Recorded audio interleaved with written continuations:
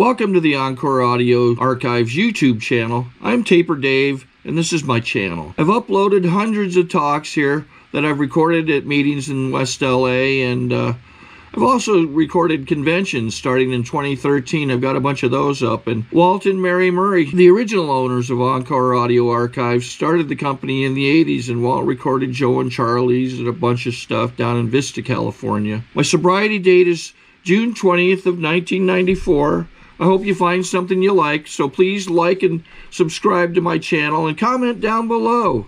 If you want to hear something that I don't have or that you don't see, I'll see that I get it. Anyways, take care and have a great day if you want to. Ray, I'm going to record this part in case I screw this up. This will be on the video too. At this point, I want to introduce Cliff and bring him up and share his experience, strength, and hope with us. Cliff R., President.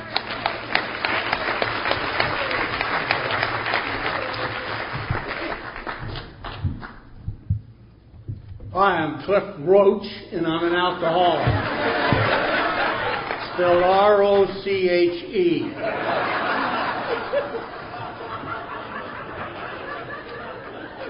My phone number... Dr. Bob said it's just as big a violation of traditions to keep yourself secret in meetings than it is to blow it at a public level. This is at the level of press, radio, and film. And we've added television. I wasn't anonymous when I was drinking. My wife has a story. I have no recollection. Most of my life is hearsay. I did? I'm sorry. My wife has a story where I was out all night. She knew where I was, and she looked out the front window, and I was lying naked in the front yard. And the paper boys were around me. And being a great member of Al-Anon, she went out and told the paper boys I was practicing a new form of meditation. All I could ask is, which side was up? And they know how to hurt you, don't they? She said, I don't remember.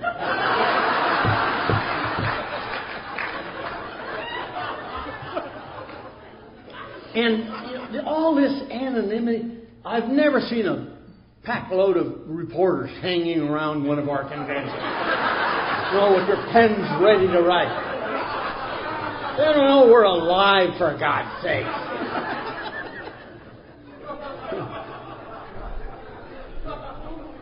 I want to tell a little anecdote before I get into my dreary story. When I was sober 8 months, I had really been trying this program. I'd been a slipper for years, but I was giving it everything I got. Did a kind of a half-ass fourth and fifth step, and my sponsor had me to a meeting every night. But down in here, I couldn't get it.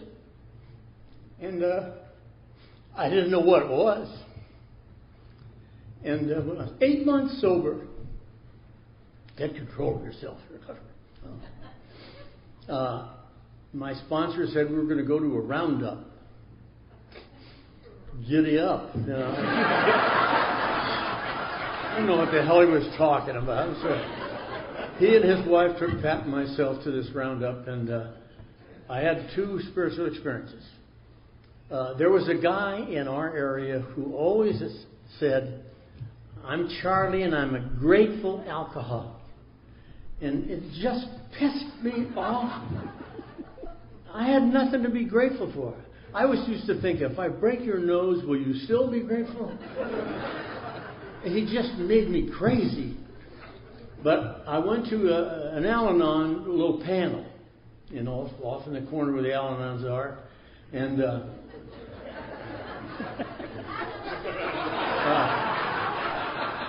a lady named Grace, they each talked for like 15 minutes. And this lady named Grace had been in Al-Anon 12 years. And her husband had never quit drinking. And he was the kind of drunk I was. He was violent and miserable and cruel. And she said over and over, she was grateful for Al-Anon. And I thought, you jerk. You know, all you've got, and she's still in it, and she's grateful. And that night, I went to the meeting, and a friend of mine from high school, I was sitting up in the back where I usually did, and he grabbed me by the neck, took me down to the front, and said, you know, sit up front with the winners. Of course, if you're the winner tonight, I look like John the Baptist, huh? Yeah, I was sitting there last night. Poor Bob, he lost his head. But the speaker that night was Tom Iverson. Tom I. And I don't know what happened. I don't remember a hell of a lot of what he said. But I knew I wanted what he had. And so I really worked the program. I started with 1 and I ended at 12, which is the program. And my life changed. And it's really been funny the last few years. I've been to 15 different conferences where Tom was there. I got to know him. And he let me get off my knees about 3 years ago.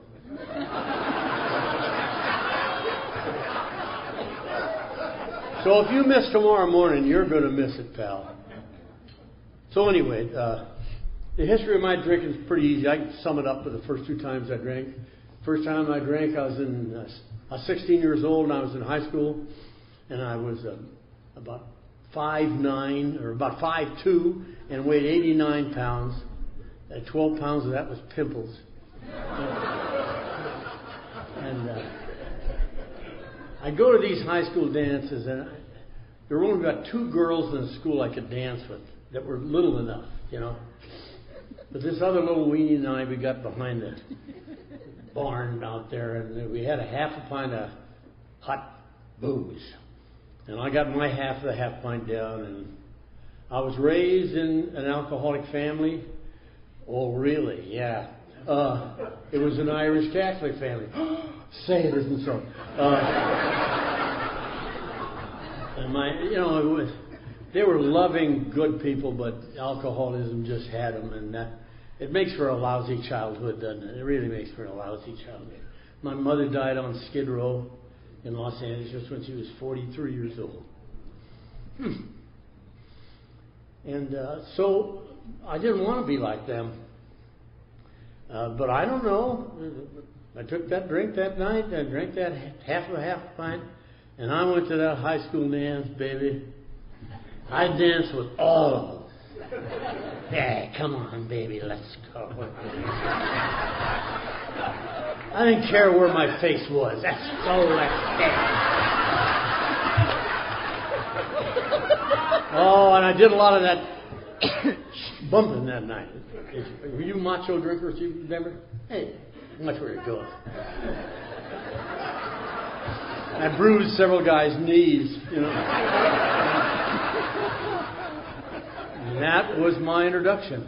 And I thought, now I know why my folks drink, for God's sake. Why did I wait till I was 16?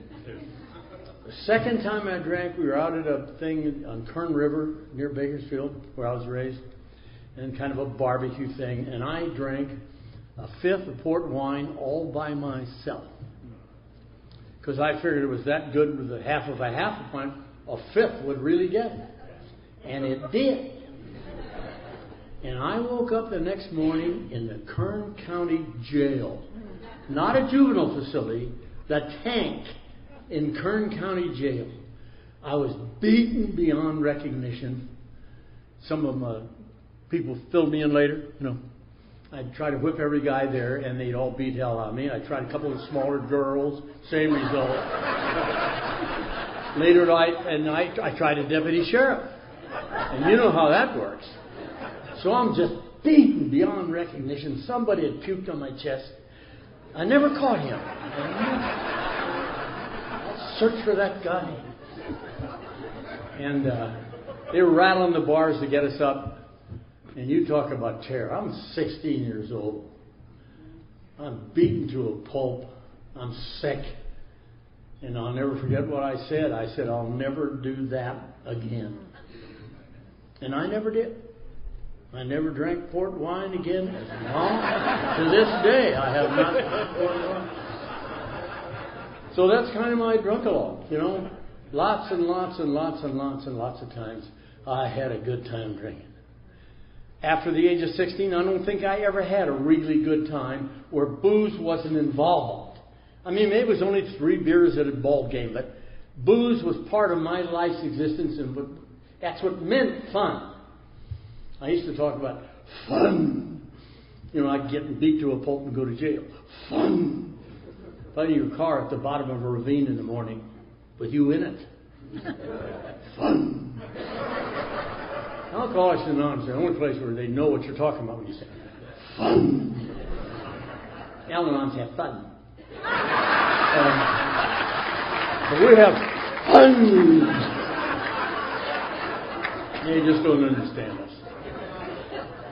But then other times in my drinking, I would get to a certain point, and my brain would say, "Cliff, don't drink this one, because if you do, you're going to do those tricks."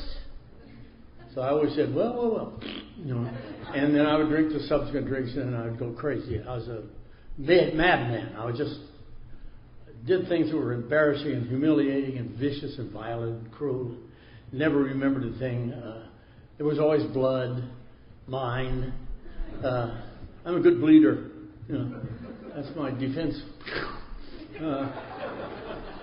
And I fought that. I didn't want to have blackout. I never had a good blackout. Did you?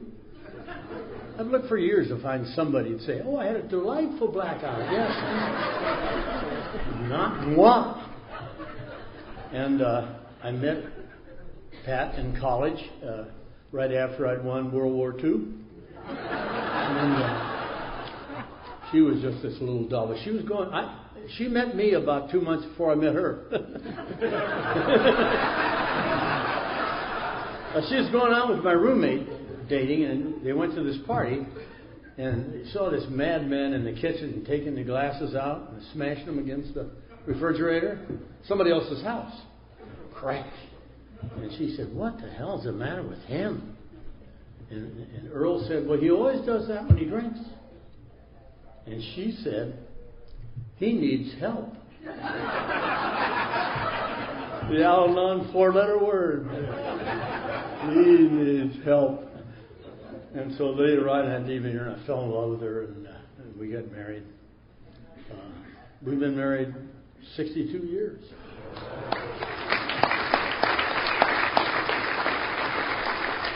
She said the other day, "That's about long enough."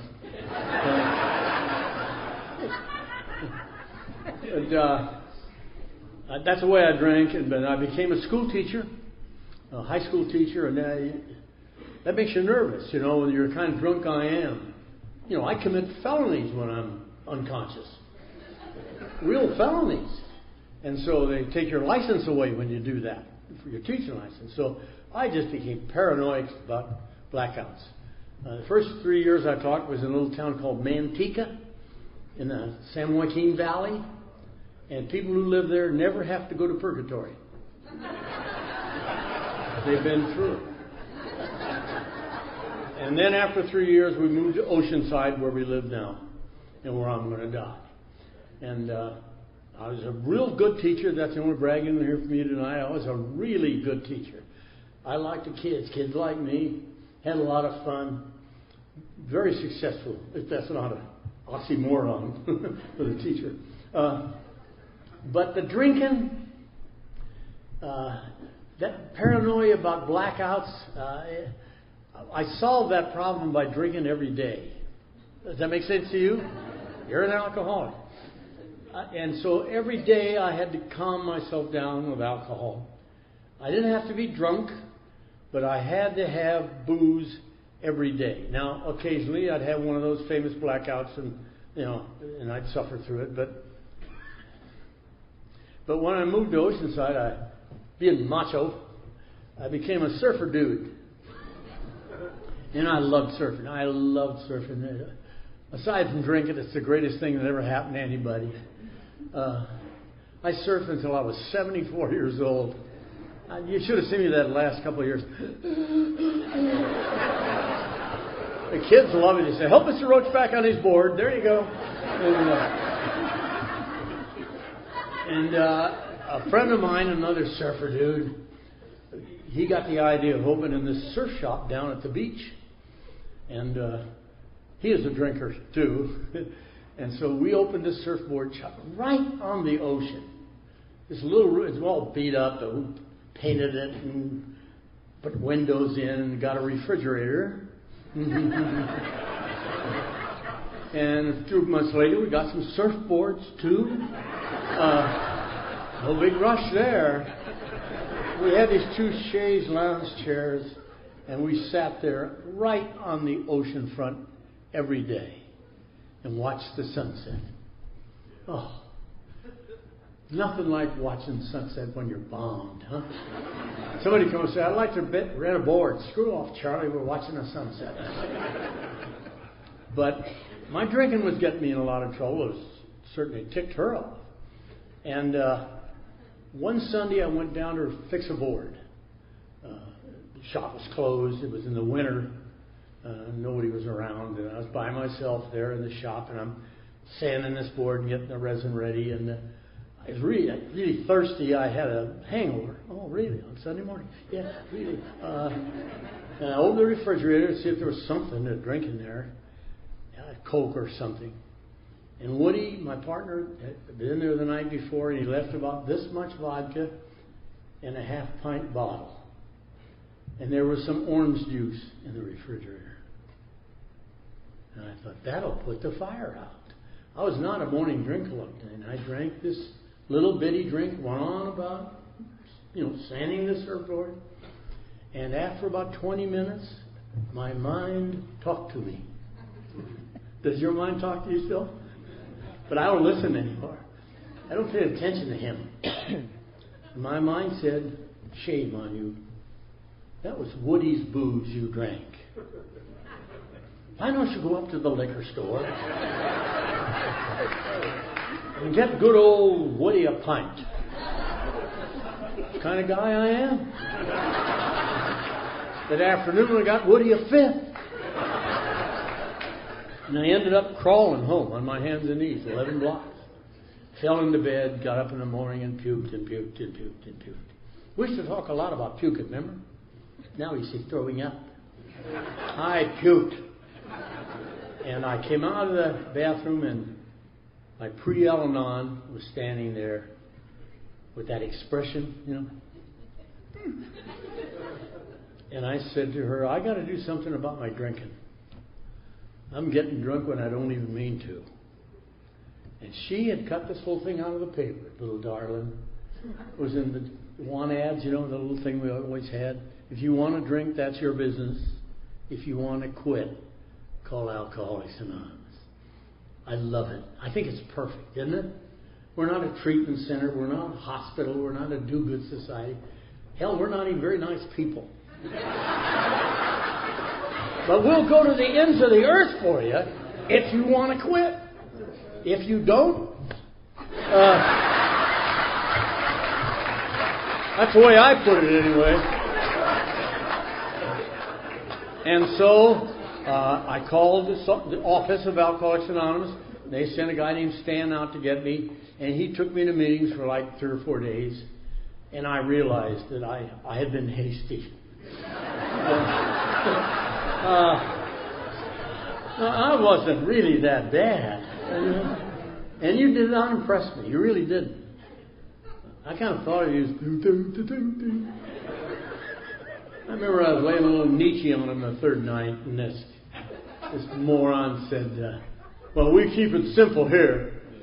I said, no shit. You could have fooled me, Rudolph. So I resigned from AA. Have you ever done that? It really upsets them, doesn't it? Cliff, who? For the next 5 years, I was an AA loser. I would come into AA and I'd be here 30 days or 40 days, and I drank a year or two between, you know. I sat in the last chair in the last row. If we had a speaker meeting, I sat back there and folded my arms and thought, oh, come on. And it kept getting worse. And these guys would tell me in AA, if you stay here, it'll be different. If you go back out, it's going to get worse. So I went back out and it got worse. And I got to tell you, though, I'm a functioning alcoholic. None of this Skid Row stuff for me. Bob. I call him the David Koresh of AA.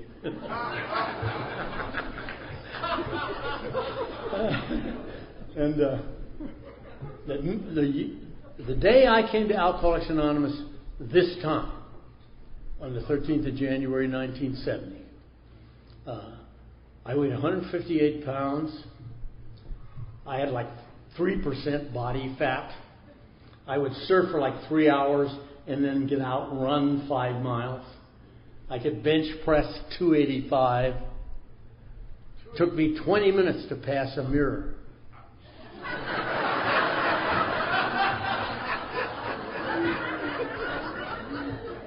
My daughters used to get money from me when I didn't have a shirt on, which was most of the time. They say, V up for me, Daddy, V up. And I said, oh, can I have $5? Yeah, sure. I was 2 years sober before I figured that out. And I was one of the top 3 debate coaches in the United States. Like being one of the top 3 prostitutes in Elko, Nevada. I became a top speech coach by mistake.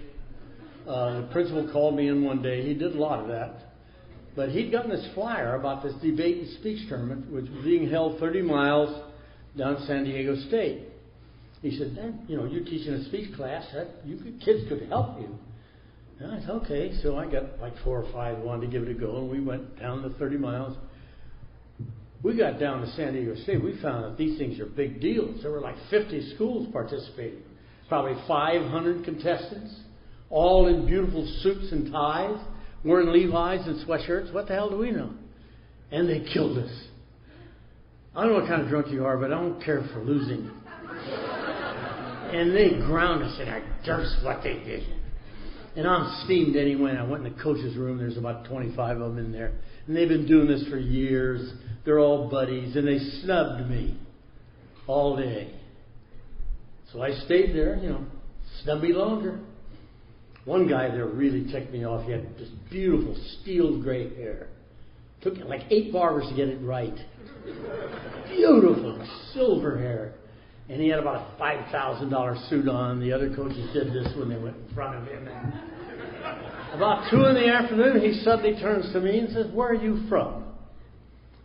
I'm grateful to be spoken to finally, I said, Oceanside.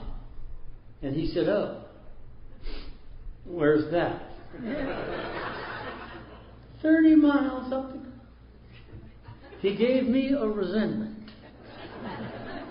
And for the next 4 or 5 years, I thought about him. And I built a speech team at Oceanside High. I built a juggernaut speech team at Oceanside High. I built a powerful team. And I did it with sheer hatred. Oh, you have any idea how much work that is? Make 150 people do what they don't want to do. 7 in the morning till 9:30, 10 o'clock at night, I'm in their faces. I'm screaming and I'm yelling, I'm coaching! Reporter one time asked my captain, what's the secret of your coach's success? The kid said, terror. She wasn't lying. But when you do that from 7 in the morning till 9:30, 10 o'clock at night, and don't eat all day and drink 14 cups of coffee and stay pissed off, you are wound up. I mean, the nerves hung out the end of my fingers that far. My brain was too big for my head. But out in the glove compartment on my 58 Chevy, my surfing car. One time I was drunk, I painted it with house paint. And half a pint of hot vodka. I love to talk about hot vodka at Al-Anon meetings. They go, but you and I know the elixir of the gods. And I don't drink it all day. See, I'm a functioning alcoholic. But when I get through here, it's there. And it would call to me all day. Go get him, Cliff, baby, I'm waiting, darling. And I'd finish with the last hit. Good night, Mr. Roche. Yeah, that's right. And I lurked out to my 58 Chevy, and I get that hot vodka out. And I light a big stogie I smoked in those days, and I would drink half the half pint. Didn't you? Just... And I would puff on my cigar. Damn, you're a good coach. And I'd finish the half a pint. Only car in the parking lot. 10 o'clock at night, completely empty faculty parking lot. Just the 58 Chevy and me having my social drinking. And then I would drive home and really get drunk. But while I was in that car, before I started home, I would have what I've always called my 8 minutes. And I think everybody alcoholic in this room knows what I mean. After I drink about a half an hour, something happens in me, and I have about 8 minutes where everything in my life is all right.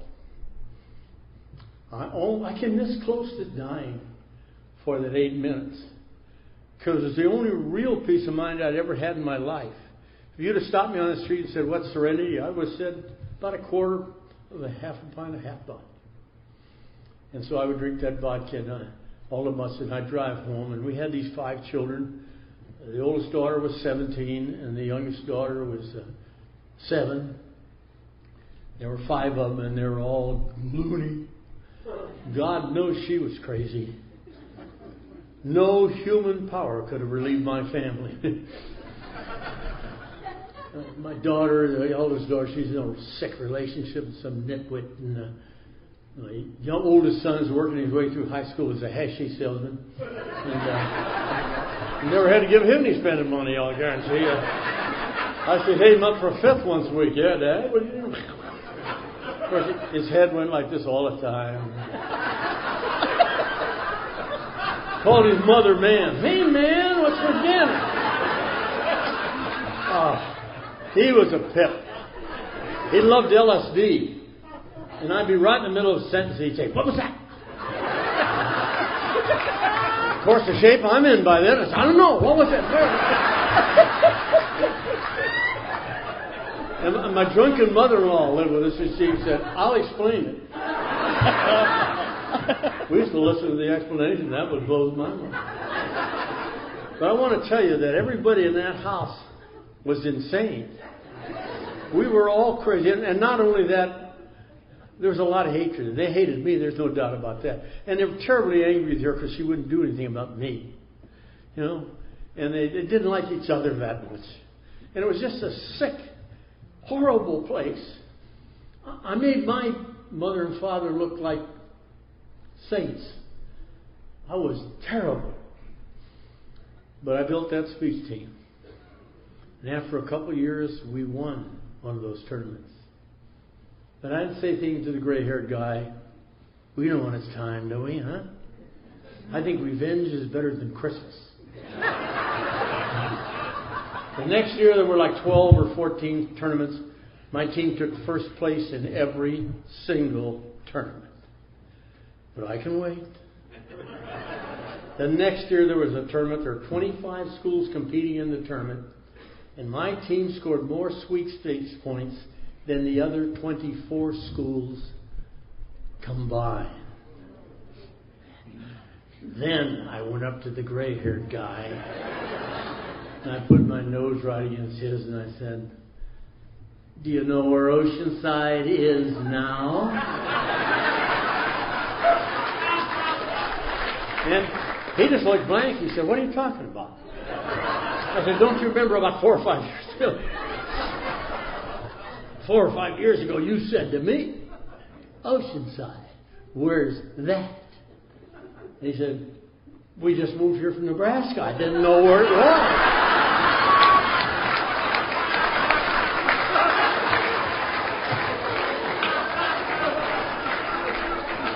The story of a resentment. And they'll do it to me today just as well as they did then. But right after that, Pat and I had one of our main events, which the neighbors have come to miss so much. Our neighbors never got television until after I got sober. I don't know. Were we the only ones that were always the neighborhood show? Hey, he's coming back. He's coming back. They all had those Venetian blind marks on their forehead, you know. But this night we had this beef, and I threatened again to move out, and they all said, hey, go for it. So I moved out, and I'm living down at the beach where I wanted to live anyway with my surfboard. I'm living with my buddy and his girlfriend, and I had said for years if I could just unload that witch and those long-haired dope fiend children, I'd be okay.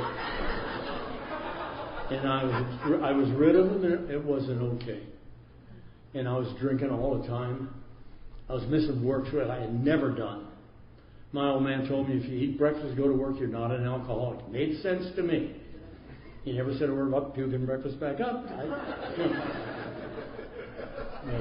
I felt like my life was slipping between my fingers. That's what it felt like. And I went by the house one afternoon to ring Pat, probably about money. And the Ashy sailed was kind of bobbing there in the background, humming a tune from the planet Pluto. And the dumbest thing I've ever done in my life, I turned to my 16-year-old son and I said, Dave, what's it like not to have your old man around the house? And my 16-year-old boy with his big brown eyes looked me right in the eye and he said, it's beautiful. And that's my bottom. I didn't know it for several hours, but that's as far as I'm going. I'm sorry, Bob. No treatment centers, no prisons. That's the way it goes. Just a weenie bottom. And I went back to the house and I sat on the porch and watched the most beautiful sunset on the ocean I've ever seen. And about the time that the sun was going down into the water, I saw me. I saw what my son saw. You know, I had given up my own self-respect a long time before that. And I went in the bedroom and dug out this old sea bag that I had, stuff that I didn't use, and dug out the big book of Alcoholics Anonymous. And if you're new or nearly new, I read it for 3 days and 3 nights. I called in sick. I didn't eat much. And I read the big book from cover to cover. I read all the stories. And in the second edition, there was a story called The Professor and the Paradox. He was another egotistical school teacher. And he saved my life. On the third night, it was at 3 o'clock in the morning, and I was on page 63 again. And it seemed like it would be a good idea if I'd kneel down on that filthy little wing floor and I would read that prayer out loud to myself. The third step prayer. All right, God, I offer myself to you to build with me and to do with me as you will. Relieve me of the bondage of self. And I sponsored lots and lots of guys in the program of Alcoholics, lots of them. And the number one defect of character of every man I've ever worked with is self-obsession. And God knows that's where I lived, in the state of self-obsession. And I started to go to AA in earnest. I knocked on the guy, Bill Blake's door. He's been dead now about 22 years. Every time I come to AA, he'd pounce on me. You know the type? Hi. Oh. He would say idiotic things to me like, you want to go to Los Angeles with us tomorrow night? No. What I wanted to say was, I can't stand you jerks here. Why would I want to drive 100 miles to see Sonny? You know. But isn't that funny? I had this terrible resentment against him. He lived around the corner from me. And I knocked on the door. And it's raining, it's cold. And I'm just standing there, beaten. And Margie, Bill's wife, opened the door. And if you're new, listen. I have never seen anyone so glad to see me in my life. This loser. She said, Cliff. Oh, Cliff. Now I go, pours me a cup of coffee. Oh, this is wonderful. Bill's had nobody to work with lately. This is so good. And then Bill comes in. Cliff! A half an hour, I'm thinking anything else I can do to help you folks out. Cliff's here. We can start AA now. And by the way, that was the last nice thing the man ever said to me till the day he died. Oh, he was vicious. First 5 years, the only thing he would say to me is, shout. One day I said, well, I have degrees, you know. He says, so does a thermometer, you know, they stick that sometimes.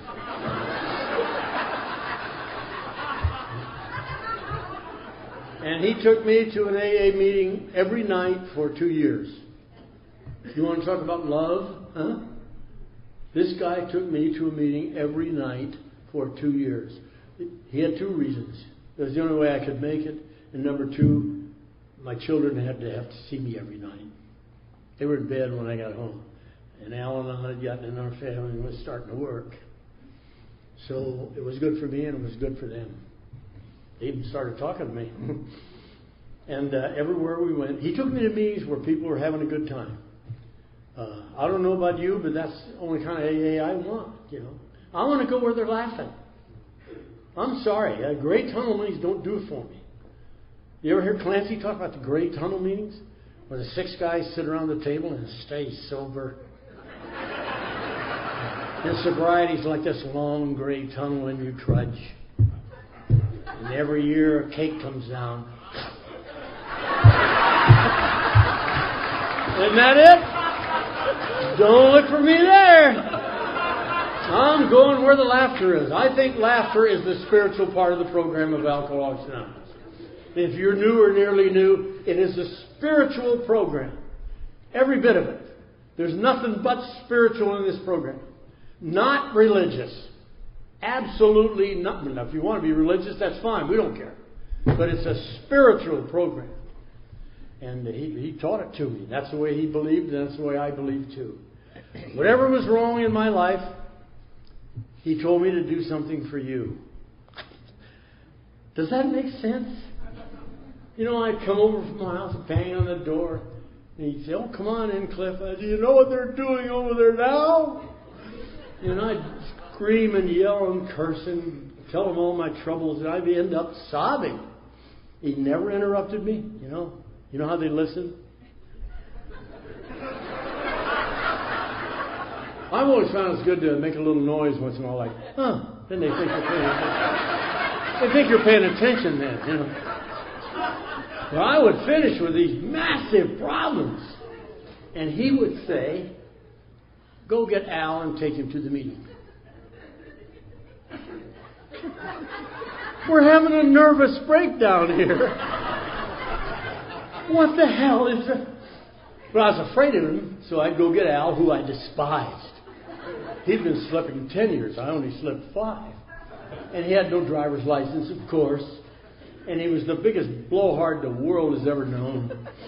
And I would drive Al to the meeting. Blah, blah, blah, blah. We'd go in the meeting, set up the meeting, and the meeting came. Everybody went home. We set the meeting down. Al was so shaky, he had to wash the cups. He'd put his hands in the water. You know, shaky. But I could drive. And I'd load Al in the car and drive him home. Blah, blah, blah, blah. And I'd start driving, I'd let Al off, and I'd start driving home. And this feeling would come over me. It scared the hell out of me.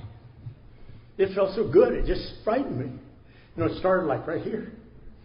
And it spread. Oh, it lasted 40 seconds, maybe.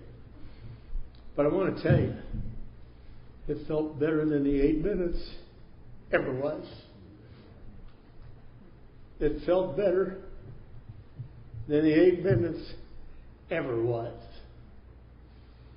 And so, I've been trying to do for you for what? 42 years now plus.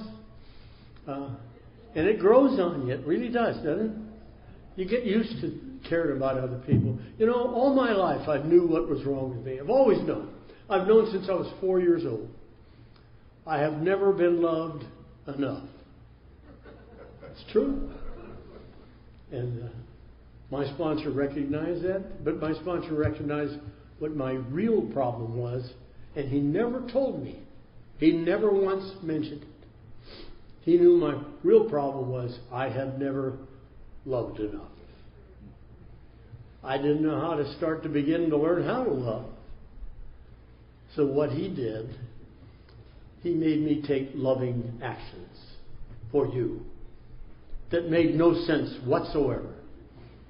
I mopped your coffee up if you spilled it. The thing I hated the most was be at the door and greet people, because I'm a snob.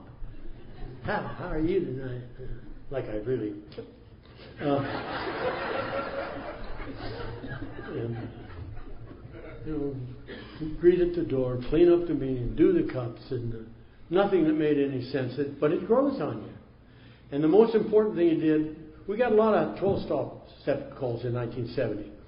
And he took me on every 12-step call. I can't talk. 12-step call he went on. Now, I didn't do anything. I just stand there and be a good example. You know? But I saw the miracle happen over and over and over again. And I picked up this habit when I go on a 12-step call. The first thing I do, it's for me. I get down and I look in the guy's eyes. You know what I see? I see my eyes 42 years ago. I hope I never see that look in my eyes again.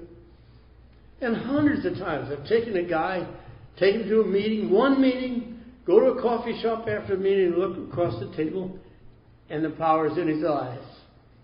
One meeting, one night. I've seen it happen. I gave a guy a 39-year cake the other night, and I got to see the light come on in his eyes. And if you don't believe in a higher power, I suggest you do that. I suggest you go on 12-step calls, be you Al-Anon or AA, and watch the miracle happen. And if you don't believe me, then watch somebody that comes in and then you go back out after a while. Then go look in their eyes. And you'll see what I'm talking about. So it just became a habit. Doing for you. Mother Teresa was in our area a long time before she died. Of course, before she died.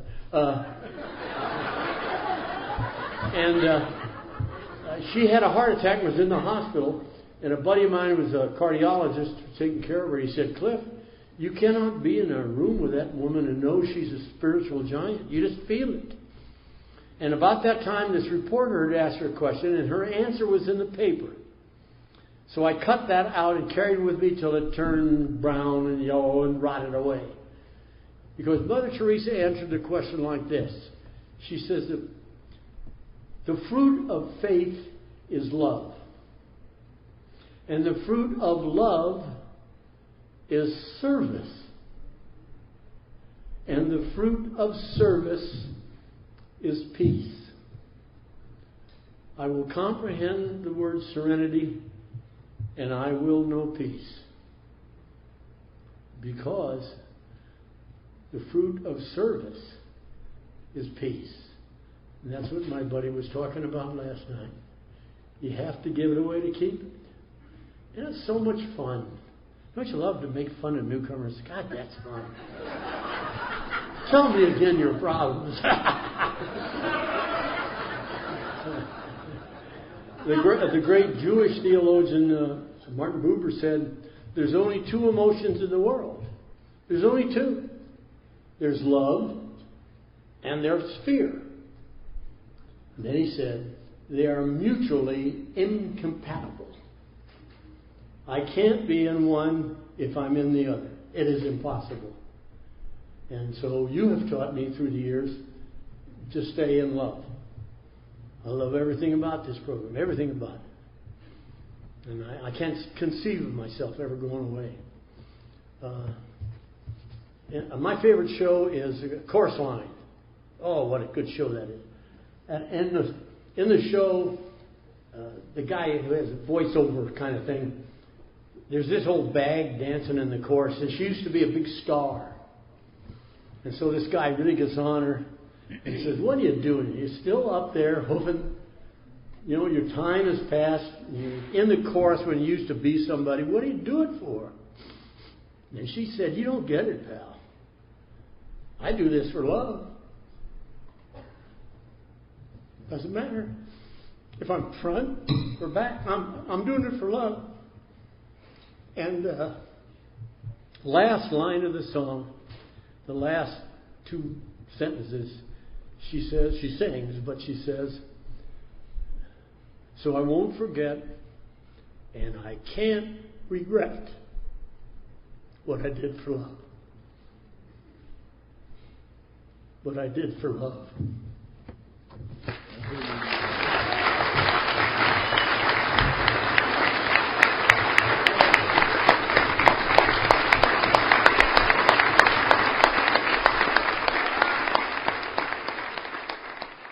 Sorry to interrupt your viewing. Taper Dave here. Just wanted to take a second to ask you to like and subscribe to my channel. Let me know if you like what you're listening. I've got some very good talks here, and this one's a great one. Just curious, do you think this is better than Zoom? Tell me what you think. Okay, this is how I prepare my drone for launching. I like to do it inside the cab of my truck so I'm not standing outside in the weather.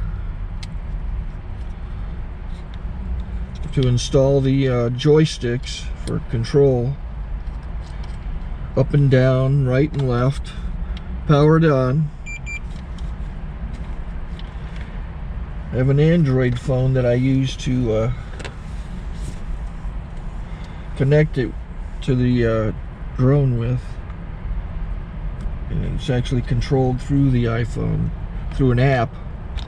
Oops, wrong way. It's actually controlled through the iPhone, or through this Android phone, through the app. It's actually controlled through the Android phone, through an app, and you connect it through this short connection right here.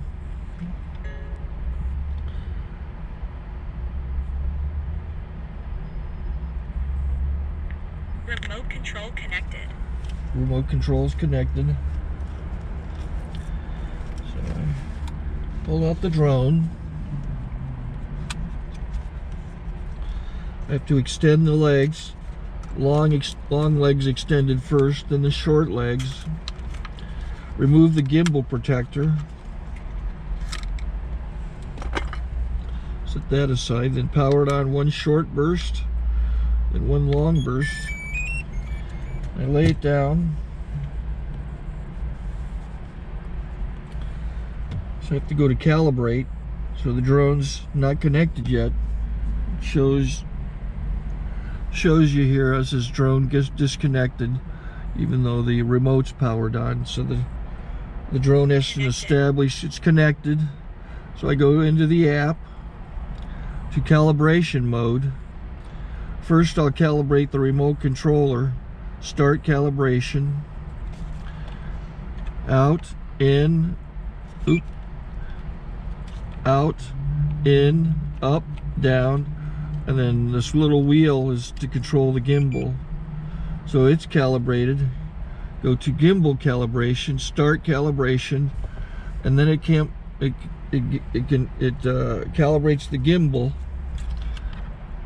I don't know if that shows up. The gimbal's moving all over the place. Changes, you can see it on the video. And I'm calibrated to take off. It's acquired 7 satellites at the moment.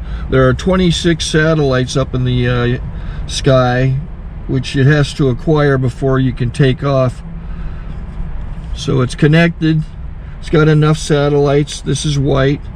I can go to press this little arrow button, swipe right to take off, and it would start the motors if I slid this to the right, but I'll wait till I get outside. Don't want to do it inside.